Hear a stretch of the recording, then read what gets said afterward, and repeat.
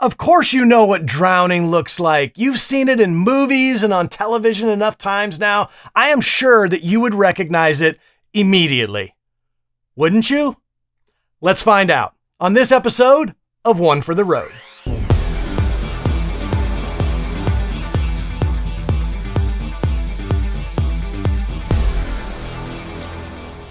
You've surely seen the Hollywood version of drowning, right?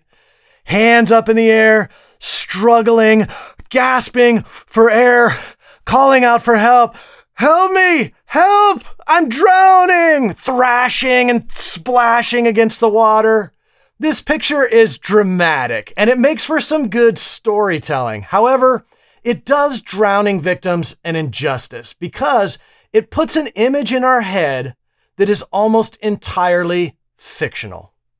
Drowning is a frequent and almost always preventable injury. There have recently been some high-profile events involving drownings in the presence of caregivers and rescuers who were there to protect them.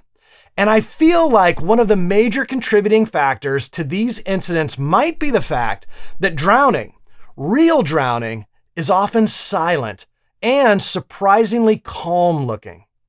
Since we are often tasked with attending and standing by for events that involve swimming or open water activities, I want to take a moment and go over how drowning actually looks when it happens.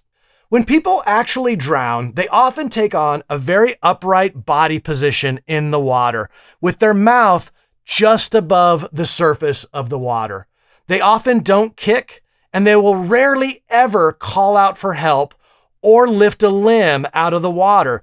Because for a drowning person, they prioritize breathing and remaining at the surface over everything else. So anything that lifts a limb out of the water or causes them to reduce the size of their chest, like yelling out, they will not do those things.